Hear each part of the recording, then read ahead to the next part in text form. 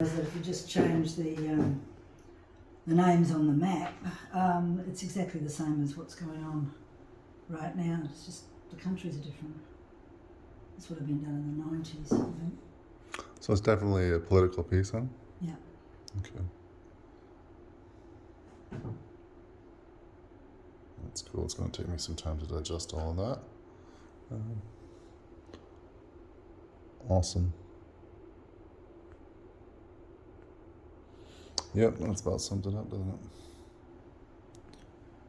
All right, great. And you have another one? Look, I can't.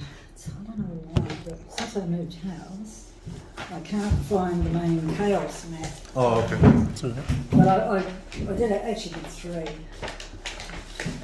Someone who's into maps, I should be able to fold them. I'll take your time. No rush.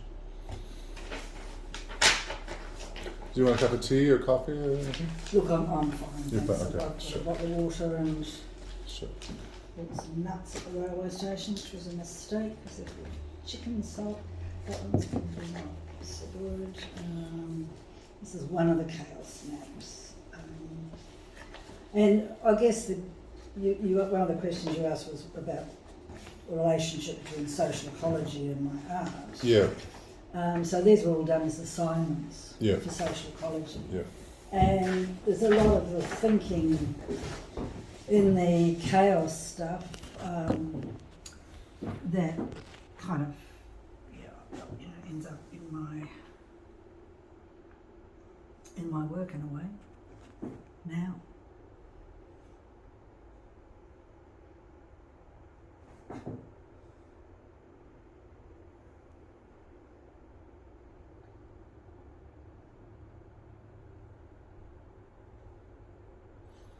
So just focus on maybe one aspect. So these are the different aspects of chaos, would you say? Or? Well, so chaos, I don't actually think it even exists anymore, but it was a mathematical, started off as a mathematical system, and it was for all the bits and pieces that didn't fit anywhere else scientifically, and it spread out into biology, geology, all the sciences really. And remember the Mandelbrot? There were some images from chaos theory that were quite the Mandelbrot set, which was around a lot. It was kind of like ink blots, but very finely crafted ink blots, and a series of ferns, big ferns run on chaos theory. Every fern frond kind of looks the same, but when you look closer, every bit is different. Yeah, interesting. Interesting. So it was all that kind of stuff, and I absolutely loved it. But I think what happened was that it was so far out there that it got so chaotic that they just lost control of it and they couldn't deal with it. Right. So they do talk about complexity theory. Yeah. But even that is, but like the weather is a chaotic system. Yeah. That's about the only one I'm aware of now. There's a lot of talk about dark matter and dark energy and how it makes up some 95% of the universe, or maybe it's 90%, and then actually 10% of what we can see and feel and observe is regular matter, regular energy, and that it's actually quite complex, and they haven't really solved it. There's some question of whether or not there's something else operating that we just haven't defined and quantified yet, but they really haven't got to the heart of it. And it seems to be centered around black holes and whatnot. But yeah, it's interesting. I mean, I've kind of followed that line. I did study chaos theory a bit, but more centered on dark matter and dark energy. And they're finding that all the galaxies, somehow their spins and the way they're projecting through the larger universe, they're all connected somehow. The spins are related, the way they're moving through space is related. There seems to be some kind of underlying force that they, you know, that they don't know. But at the same time, the way the gravity works is the only way they can explain how gravity works in a universe as compared to like in a solar system. We know that the outer planets move slower and the inner planets move really fast. But in galaxies, they all move at the same rate, no matter how close they are to the center of the universe or not. So the only way they can explain that is that there's some gigantic force of matter and energy that we can't see, we can't measure. So anyway, it's an interesting side subject, but it's very interesting. Look, it is, and yeah, that. So these were kind of my understanding of chaos at the time, but really some of it now would probably be a bit dodgy. I Yeah, suppose. sure. But the other one was better because it was. I think this is, actually I can show you a photograph of it because it is on my website, and I didn't carry this all the way out here. But it's a bit simpler. I actually sold a couple of those, and I've got a copy of it that's was laminated, and that I was actually thinking at one point that could go in a retrospective, but I can't find it. So, Okay. but look, I will find it. It's just too many things going on at the moment in my life, and yeah. No, I understand. I'm open to whatever. I think both these maps are great, and I'd love to show them. So it should be. Why did it do that to me? Oh, but there was another map too that I kind of skipped over. What was that? There was There's about a dozen of them. dozen. I think. Yeah. But some are better than others. So, is there something coming up here? Or?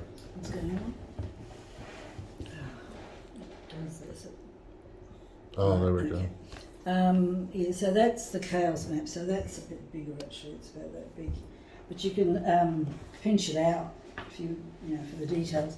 But that one, some of the people I was in that class with bought copies of that because they liked it so much, and Oh yeah, that's super cool. one of them ended up in the tax department in Canberra. I don't know why that's why the government's in such trouble. Yeah, I think these are very interesting. Myself, yeah, if it's not a trouble for you, I mean, it'd be great to integrate some of that. I'm not sure how we would hang it. How big does your printer go?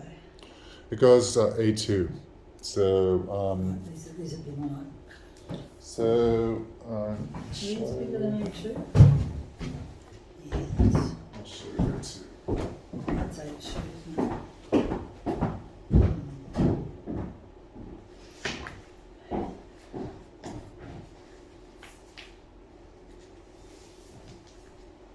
I mean, it can be reduced. Some of the writing may get lost a bit. That's A2 there. Right, so that's like 4 A4s, Yeah, exactly right. and these I think are 6 A4s. 6 A4s. Well, the guy that, the one that got laminated, he was someone he was in touch with surveyors. And at that time they had machines that did this big, So like plan yeah, drafts big. yeah. I've looked everywhere for scanners. Apparently, there's a mapping agency that has a big one in Bathurst, which is the only one I know about. Office Max has the roll-through scanners, which you wouldn't want to roll that through just in case something happened to it. And my scans that I did that with didn't come out that great. So, so the only other option is to take a photo, but that, you know, you have to get the lighting right. So there's that. I mean, these were taken from photos, so it's glossy because of the plastic, but Well, that's worked pretty well, hasn't it?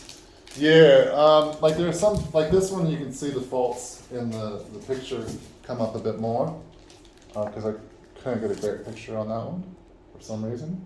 So you can see the lighting faults and like the folds in the paper a bit.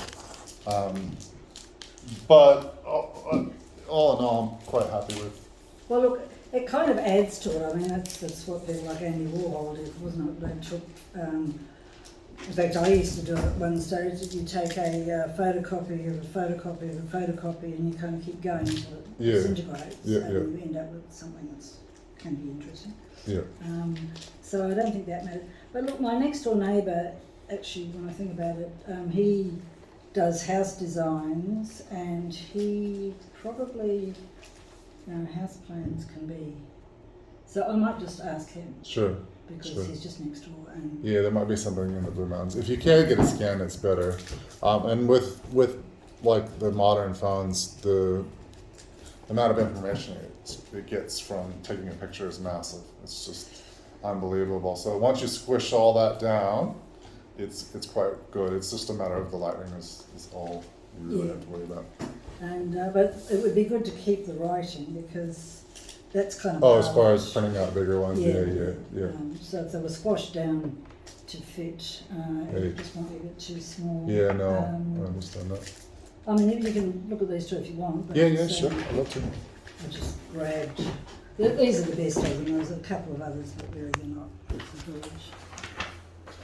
It's about time. It's fascinating. I love these. Actually, the photograph of that on the website looks really good, because they all appear to sit in different parts of space.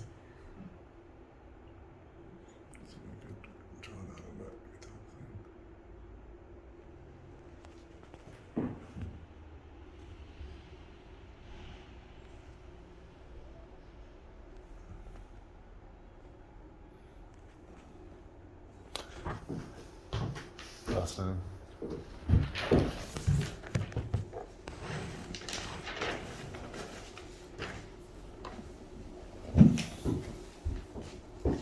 And this one was kind of, when I did my PhD, this was kind of one of the starting points, because it's about Australian history and maps, and I can't really remember what it was called. If it ever got a name, I don't know.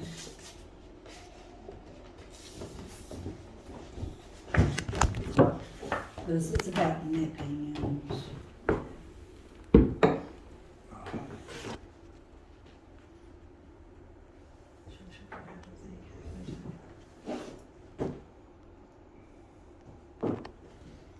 So this relates to the nature of maps themselves, or? yeah. Yeah, that's cool. This is actually what it's about, I realise. Great. Yes, I'm happy to re-look at all this stuff that I've forgotten about, which is great. Because, you put things away and you forget about them, and Yep. A lot of work went into those, huh? yes, but I really enjoyed it. Yeah. I got all the marks. If I had one of these, I usually got an HD, and that was all I had. Other people were doing 5,000-6,000 word essays, and I was having fun with one of these. So Yeah, great. I was happy. Yeah. Awesome. Yeah. I've got one more sheet. Okay, so just need to make sure we go back in the plastics for preservation purposes. No, that'll be right.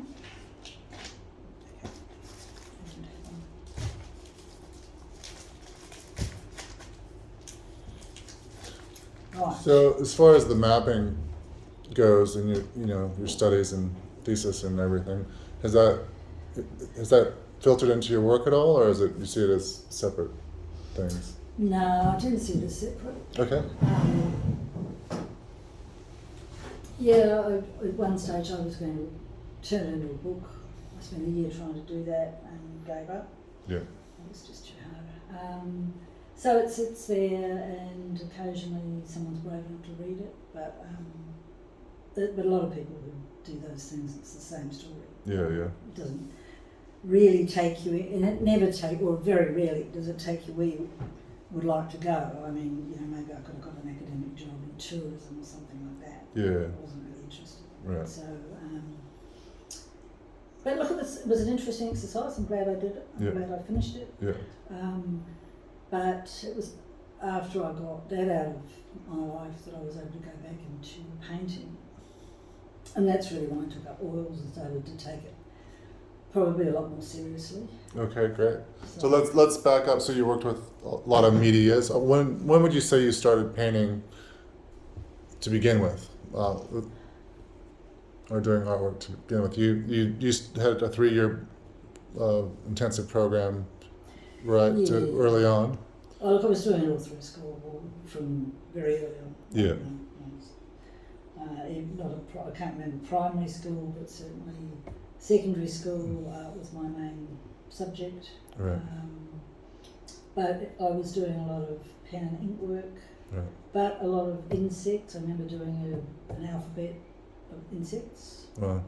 So I was always into the natural history, especially little things. Right. And look, the art school experience was not great, I'd have to say.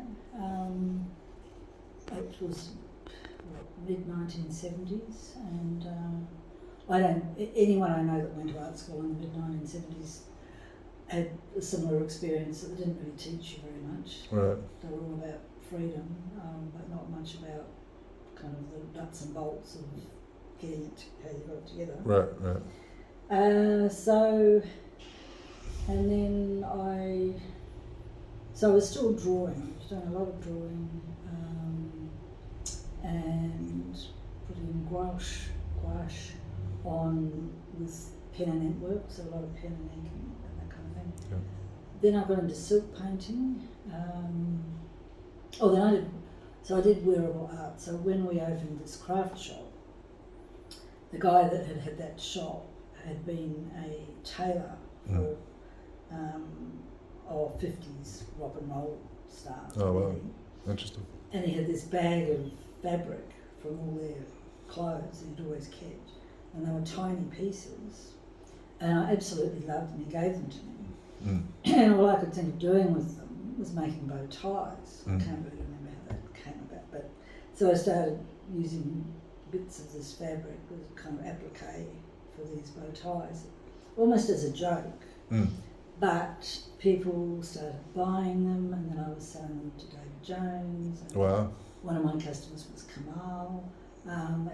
Wow. And I also did cummerbunds. I got talked into doing cummerbunds and those kind of fez hats. Yeah. So I did that for 3 or 4 years. I made a reasonable living out of it, maybe longer than 3 or 4 years. But then I just got fed up because it was an awful lot of sewing, and it got to the point where if I wanted to take it any further, I was going to have to employ somebody else to help me with sewing. Right. I just sort of decided I had enough. So then I started painting on silk, because I had loads of silk. Silk. Yeah. And I did that for quite a while, probably about 10 years. And I loved it, but there were 2 problems. One, when I started to look at some of the earlier ones I'd done, I could see that the colours were not holding up very well. That worried me, because I sold quite a few silk paintings. Yeah. And the other thing was that they always had to be framed under glass, because otherwise they're just a piece of fabric. Yeah. And somehow I just got fed up. The glass always reflects, no matter what you do. Yeah. You never get the real sense of it. Yeah. So I gave up on that, and I think the last one I did was at the very end of this course, so that was 1998, and I've been doing these maps and other drawings through the course and I was still doing other painting as well, actually. And then so I spent about 5 years doing the PhD, and I didn't do any art at all. And then we went down to see, I suppose the social ecology course was all about how to change the world, really. And I went and saw James Gleeson, you know, the Australian, Right, James Gleeson. So they had a retrospective of his in Canberra, and me and my partner were travelling through Canberra at the time we went along, and it was just brilliant. And I could see that I thought he's changed the world with his painting, like he's made he's transformed things with his painting. So I decided to get back into painting and oil.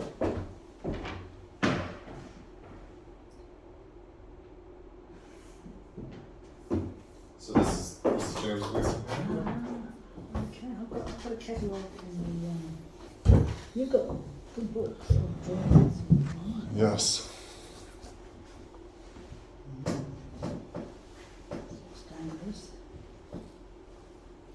So there's I'm not sure, somebody's poetry is integrated into that book that kind of coordinates to the paintings. I haven't spent the time with it yet, but Yeah, they're different from any that I've seen before too. So maybe they are specifically for the poems. so you found that exhibition to be influential and inspirational? Totally. Yeah. It really blew me away. And that before that time, James Gleason had not been getting very good press, I suppose. Yeah. And this was one person who went round to his house and found all this stuff and got it down to Canberra. And after that, he became much better known, and he did well, because I suppose one of the things about him was, for a while, his work was very gay. I have to say, it appealed to a bit of a limited audience, Yeah, I think. right. But the stuff in Canberra was very. There was a bit of that. It was very kind of surreal. I think it was about the war in some ways. He had trouble, a difficult time in the war, and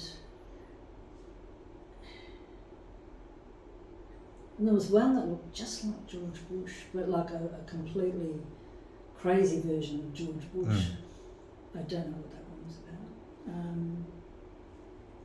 Tell it. Sorry. Something else that Invisible Cities and the Dead. I better not get too involved in that. That's gorgeous. Is that one of the books that you're... Yeah, it's one of the new books. Yes. Yeah. Not today, but I'll remember that you've got it. No worries. So, so you found that with that exhibition that you felt that art could have some social value and or maybe some social change? Is that what you were going it towards? could bring about change. Can bring about change, Yeah, and I probably, if I'd really thought about it, I might have known that before, but no, I think that was when it really hit me. Because, so the art that I was taught at art school, and it was much more that traditional thing of, the Renaissance came along and something to do. Right. But when you start looking at it through the eyes of, does it bring about change, and then you start thinking about Picasso's Guernica and a whole heap of other paintings that tend to be filed separately, then you can see that it can do. And so I suppose all those things combined, excuse me, I'm an addict. That's all right. Complete addict. All those things combined lead to some of this stuff. And the other thing in social ecology, I got into maps, but there was another avenue that I wanted to take for my PhD actually, which was the chaos people were very much into creating new myths. Like they didn't like Darwinism, and they didn't like religious myths. They wanted to get, the foundational myths of society away from all that, and into the natural world. Right. And I really liked that idea. And I actually wanted to do my PhD on that. And I started with someone who couldn't take me any further for various reasons. So I had to switch. But so that, like when I was trying to think last night, why did I do these things? I think that certainly in some of these, there were those kind of ideas there too. of using kind of natural history, is what I like to call it, in a mythic sense, like even the algae map that is still waiting for you to collect. That's all about that. It's like little, well, most of it's blue-green algae, so it's tiny, tiny things. But they brought oxygen. We wouldn't be here if it wasn't for them. Right. So it was looking at how all that happened and kind of using that as a stepping stone for painting, Right. and ideas for painting. Right. So, not to interrupt you, but so how much would you say of the works that we have for the exhibition is based on natural ecology, and then how much of it have you used to create, for lack of a better word, an imaginary biology? I mean, Well, obviously, like you see elements of jellyfish and fish and algae, but you also see a lot of creatures that obviously, don't exist on Earth. I mean, they could exist, on the moons of Titan or anywhere in this massive universe of. well, that one's almost entirely imaginative. Yeah. But having said that, when I look at that, I can see that the beginnings of some of those things are in real creatures. These are sea slugs down here, that one, and that one. In fact, there's 5 sea slugs in there, that if you looked at them on the Australian Museum's website, you'd probably be able to recognise them. Okay, great. But then there's other swirly bits that are not. Yeah. That's a genuine fisheye, drawn from a fisheye. That's an old bit of algae. That's something that I've been playing around with for a long time, and I think originally it was a shell with an anemone growing, but it's changed a lot. That's a genuine fisheye. I really got into that fisheye for quite a while. So while we're on this piece, I just want to ask, the title is Deep Sea Singularity. So are we talking about the singularity of like, say, artificial intelligence becoming conscious, or these creatures becoming conscious, or is that am I misusing that word for So, this? well, singularity, my understanding of it, and it is the origin of everything. Okay. It is the point in the universe, supposedly, where everything originates. Right. Whether there's one under the sea, I don't know. Right. But, Right. yeah. Great. Because they're using that now, the term, I mean, obviously it has other meanings, but they're using that term now to talk about the upcoming point where computers are, AI becomes more advanced than us. And they're saying that it's about 30 years in the future. But anyway, that's a separate subject. But yeah, I was curious about the meaning of that word. Thank you.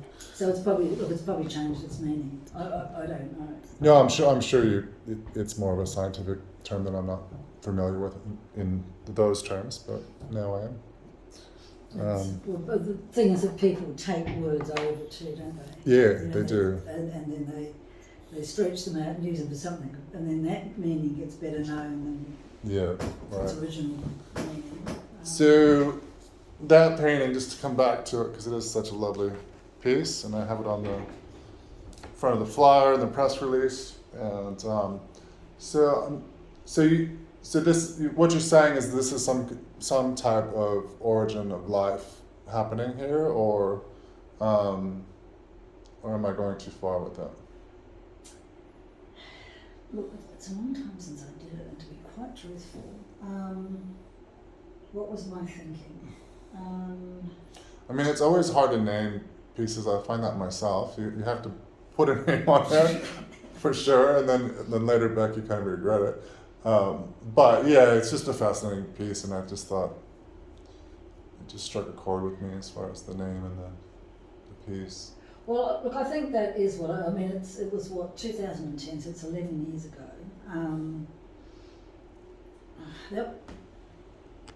This eye, this fish eye that is in some of these and was in others too. I use that fish eye a bit, and it started off just being a fish eye, but the more I did it, it seemed to be like really the whole universe. That's right. There was something that I read about the moon reflecting in the eye of an iguana or something, and so it was this thing of the heavens or stars or planets relating to Earth also through the reflection in eyes or something along those lines. Yeah, beautiful. But that to me really, it's about the origin, and that was always a kind of an evolutionary projection, although in fact they also were algae originally. They were little algae on a strip of glass. But yeah, so you've got almost like evolution going that way. The origin, that's the blue-green algae again. And the rest of it I don't think is anything more than just to prop up those ideas. Right. It's a majestic piece. I'm very proud of all the pieces are very majestic. But yeah, I'm very impressed with especially these two on the right. That's the biggest pieces we have here now. But yeah. Well, I'm glad you feel that way, because I think that they are, I always thought they were pretty amazing, but that one did get entered in the Sulman and got nowhere, then got entered in the Sulman Refuses and got nowhere. And I actually thought that they were quite good, but it's... Yeah, they're amazing. All right, so let me just go back to my questions here. So you worked with lots of types of media, and you kind of settled on oils about, 15 years ago, or is that about right? 2000,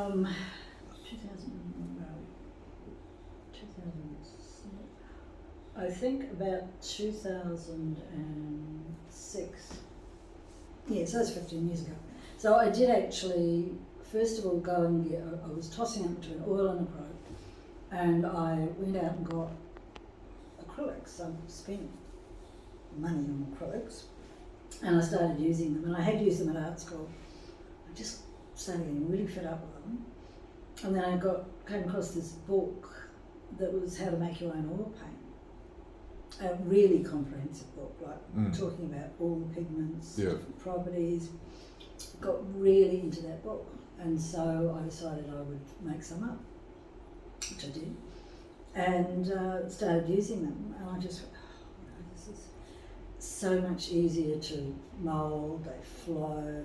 Actually, my PhD, my supervisor, I was asking him, because he was very much into Renaissance art, and he just said one thing. He said, well, think about it, light, oil reflects light, water and plastic don't. I thought, thank you. Yeah. So that kind of got me into oils, and I've never regretted it. Yeah.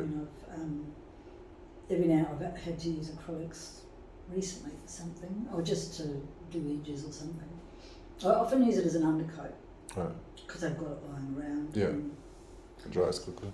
Yeah, and I just found it so annoying. I was just swearing at it the whole time. It just would not do what I wanted it to do. Yeah. So I'm stuck on oil, and and I do still make some. Awesome. So I see elements of surrealism in your work, and I think that's the dominant. I mean, there's also the biological, which I'm not sure if that has a category of painting, but so do you consider yourself a surrealist? Well, I did have an answer for that. So I looked up a definition from Oxford Language, which I guess is the Oxford, and it says, the surrealist sought to release the creative potential of the unconscious mind, for example, by the irrational juxtaposition of images. Now, I go along with that, but surrealism it's complicated. All these movements are complicated. Right, It came yeah. out of the manifesto. It meant a specific thing Yeah. at a specific time. Right. I think it was very much about the disruption of the wars. Yep. Disruption of social order. Yeah. And what? Yeah. You're right. The war isn't the most obvious expression of social injustice. And it kind of sprung from Dadaism, right? So it has, like you're saying, it has a different meaning than, like most people when they think of Surrealism, they think of Salvador Dali, which is like hyperrealism, dreamlike states. But there's so much depth in that tradition. Like Max Ernst is my favorite, and his work spans that range from Dada to Surrealism. But his work was, well, there was some hyper-real, but I kind of see a lot of similarities in your work and his work, especially his landscapes, where they are relatively real looking, but they look like they're from an alien environment and have alien creatures. And so, I mean, for my question, I guess that's how I see you as a surrealist. I was just wondering if you identify with that at all. Look, I think, Max Ernst would have to be one of my favourites too. And yes, I do, except I suppose the difference I see, and it's always, I don't use that incredible depth of field that a lot of them do. Yeah. And I mean, I would love to call myself surrealist. I guess the only thing that concerns me a little bit is I've looked at a few current surrealist websites. Yeah. And what I see is that kind of bad fantasy stuff that I don't actually think is surrealism at all. Right. So my feeling is that word has shifted a bit in its meaning. Yeah. But certainly, I mean, Max Ernst, and the answer to that question, right? Oh, now I never say this properly. Yves Tanguy. I don't know. Tangy. It's French, so it's probably not pronounced like that. Yeah. So he was big in, it's probably big in America. He's certainly big in France. It's not so common here, but I love his stuff. It's very atmospheric. He uses a lot of little. In fact, I'm redoing an old painting at the moment that I started to do. This is my new work for next year for you, actually. Right.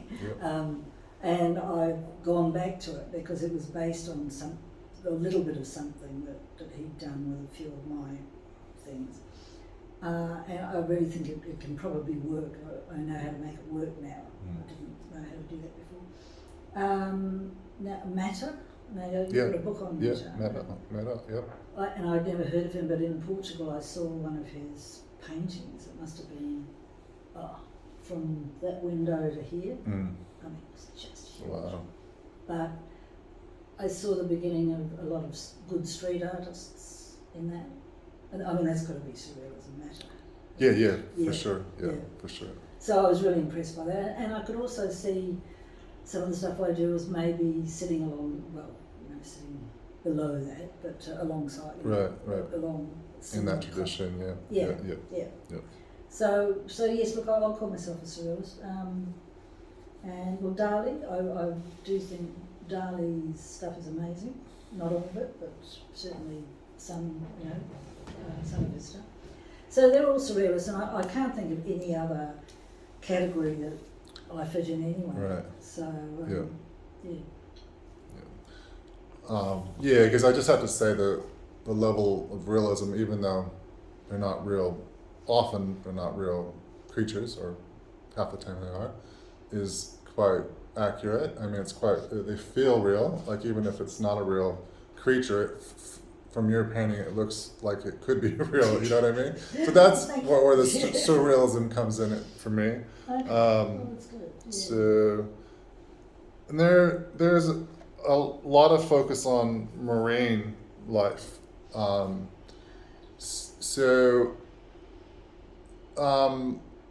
I mean, most of these that we have are marine life.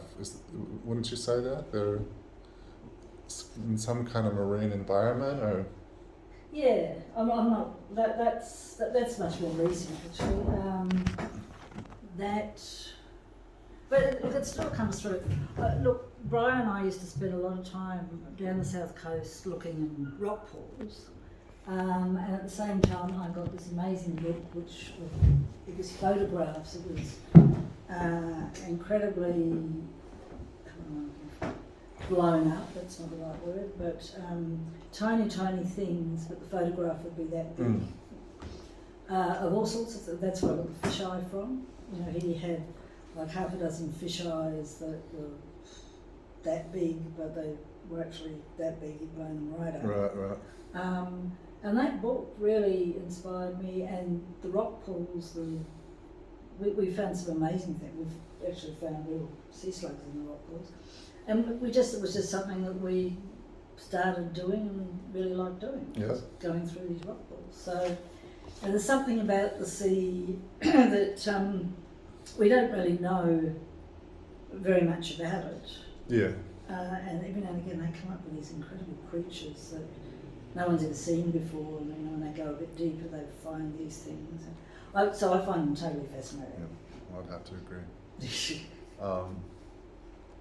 Yeah, that marine quality of your work is quite special, and I have to say it's unique, especially with the aspects of surrealism combined with the marine and aquatic. It's a very unique style. I don't think I've ever seen anything like it. So, you know, the fact that you've come up with your own unique style is quite impressive. I just wanted to say that. I want to compliment you there. Well, thank you. So back to the questions. You mentioned in your bio that you liked early Netherlandish still life. So is there any artists in particular that you identify with? So it's a book, and I wrote down. Okay. So I saw an exhibition it was 1990 with a great catalogue. And what struck me about it more than any, so it was when the Italians were doing all this Catholic religious stuff, the Netherlanders were doing still life, but it always had this sense of, like, you've always got a few decaying bits in it. It's all about skulls, hourglasses. So it's all about, the fleetingness of time. Right. And so this catalogue really got into the symbolism of it. And I found that fascinating. Yeah. But there was this guy, Simon Verhelst, 1644 to 1721. Now, he became very famous. He was Charles II, everyone was buying his stuff. And then he went mad and started calling himself the god of flowers and the king of painting, and ended up in an asylum, and that was, he survived, he came out, but he never painted again. But the combination of those two things kind of fascinated me. Yeah. And I love these compositions. This composition I've done, apart from the sea creatures, I did a whole series of paintings that kind of began with that. Yeah. And I just took it out to show you what I mean. And when my partner got leukemia and eventually died, it was doing that series of paintings is probably what kept me sane. And it was all based on, where are we?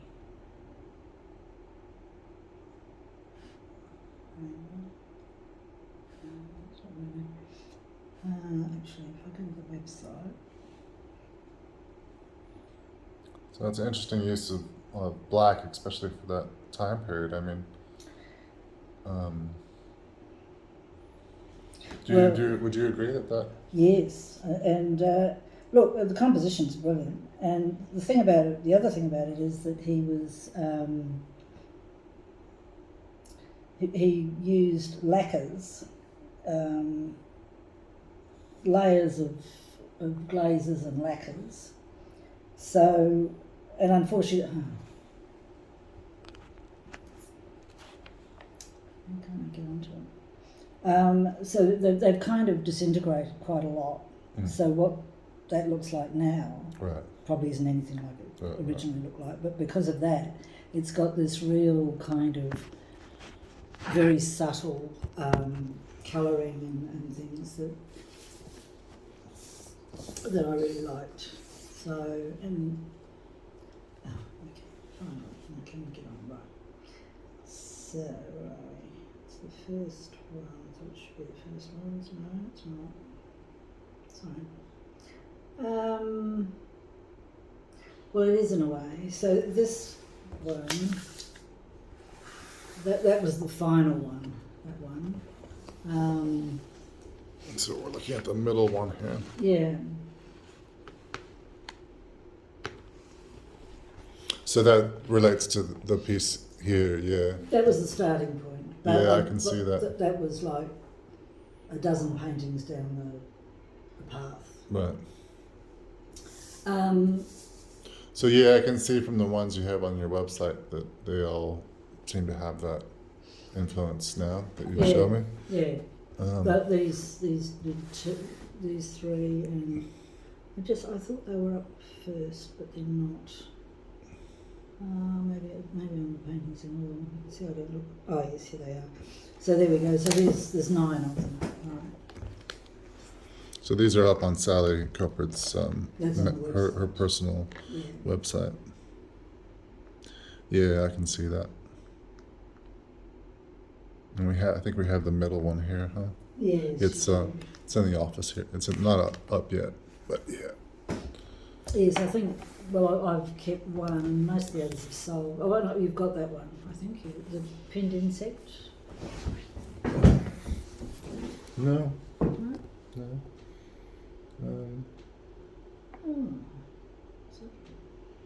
No. Where is it? Well, look, I'll have a look. Maybe I thought I gave it to you and I haven't, in which case, if I don't know whether you want, like there's the 2 that you have said you want. Well, we've got to fill up that whole room, so, and what I've noticed is that these pieces were up in that room, and they tend to get lost because the walls the ceiling's so high, the walls are so long that, like, even though those pieces seem big in here, once they're out there, they seem small. So the more we have to fill it up, the better. Okay. Yeah. Well, look, I'll have another look because certainly this one. There's another one I found that you can have. Okay. And maybe there's others, but there's one but I don't think it's going to be finished in time, that I found when I was looking for stuff for you, and it's big, but it needs work. Okay. And it's an old acrylic, and I've actually gone over it in oil. Okay. And I think it's going to look fantastic, but Yeah. whether I can get it done in time.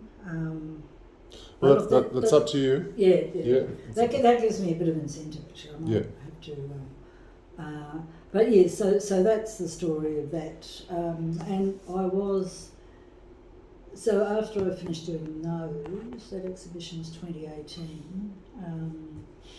So this is one of the newer ones. I've kind of been mucking around a bit, but the 2 that I pulled out, which I'm redoing as new work for you, I think they're taking me off on a slightly different direction. They're possibly, if anything, more surreal, and they're more mythic, like they're quite. And bringing them out, I thought, because that stuff was quite personal. Right. And it's like the dance between cosmography and choreography, I got quite personal. And now I want to go back into being quite, out in the world. Yeah. Talking about the world. Right. Yeah. Great. So that's the next lot that will be coming out.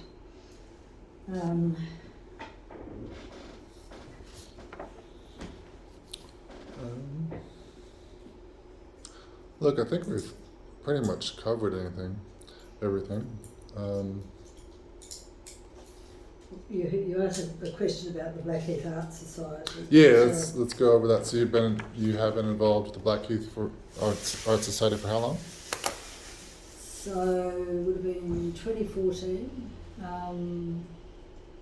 When I came up to Blackheath with my partner, and yeah, I've been living in Sydney for 10 years, and I've absolutely nowhere in Sydney. I was doing a lot of work, but couldn't find anywhere to show it.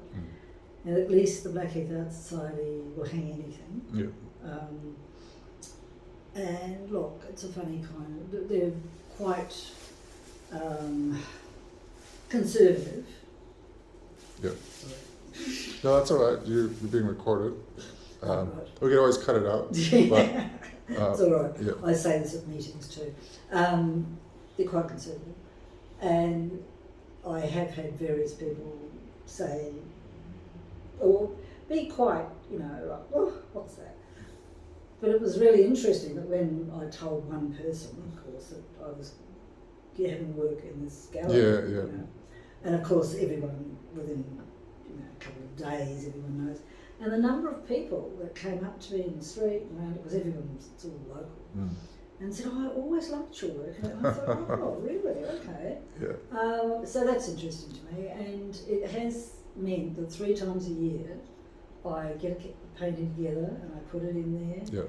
A lot of people see it, it gets judged. Yeah. I have won a second prize and commended and highly commended since 2014.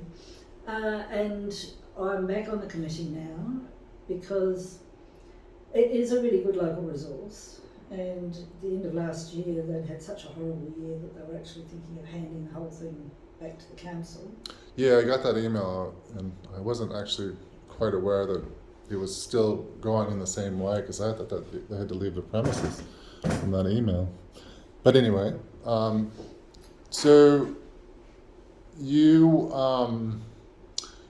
involvement, have you found it beneficial to be involved with other local artists? I mean, for your work, or as support for you, or how has it benefited you? Oh yes, I mean that. Besides what you've said, obviously. Yeah. Yeah. I mean, there's some really nice people involved. Yeah. And it's. I do workshops there sometimes. They have some interesting workshops. Yeah. It's a good part of the community, and the committee I quite enjoy. There's some good people on the committee, and we have. And look, it is supportive. Yeah. Generally, most people are supportive of each other. Yeah. I mean, within an organisation like that, where you've got a couple of hundred members, there's always a few people who are a bit difficult. Yeah. But generally speaking, it is supportive. Yeah. It's like 5 minutes walk from where I live. And I think that you've seen the building. Yeah. Yeah, the building's quite amazing because you can have studio groups in it, or you can turn it into a gallery for the shows. Yeah, I actually joined a year and a half ago when I was frustrated with the local community gallery, and I just couldn't, because the business was changing and everything. I just couldn't be there and be involved and submit work, and so that didn't go anywhere. But yeah, I'm quite familiar with them, and I did actually find them more progressive than the local gallery. Oh, okay. Community gallery. But anyway, look, you've given us such great, rich answers that and dialogue that I'm really grateful, and I think I can use this for my essay and for your catalog, and also I think we could use it for YouTube. I mean, the thing with YouTube is nobody expects it to be pristine these days, especially for something like this. It's just, people that are interested in art just find it, and people on the gallery website can find it, and it's a good way to find out more about you and your work. And if you're happy with that, I would like to. It's great. It was easy. I didn't even realise it was. It's because you haven't set it up with. There's just that little thing there which I actually forgot was there. Yeah, So, yeah. Did you? Yeah, yes. yeah. Good. Because normally when anyone interviews me or photographs me, I don't know. Yeah. But no, it's been very easy. Okay. Thank you. Yeah, no worries. So Kylie Blakemore, does a social media Facebook page for the Art Society, and she did say to me that as soon as I want any kind of publicity for this, she's happy to put anything up on that. Sure. Yeah, just send me your email and I'll send her the link, and I'll send. And is that who I would send the catalog to? And I did send your press release to the main email number, address there, so they have that. But yeah, if you want to give me her email address later, I can give her all the information. She's probably better. They've been having a lot of trouble with the emails. I think they might actually be getting through now, but for about 3 or 4 months there, they just weren't getting them. But Kylie's a bit younger. She's very much into social media and promoting the gallery and doing all that, their gallery.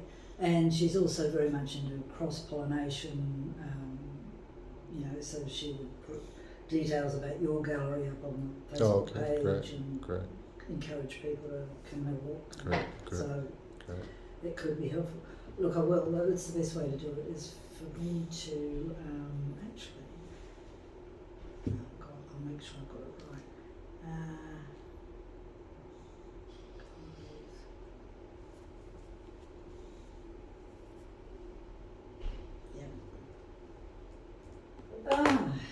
No, look, it's been a really good process for me too to have to think about why I do what I do.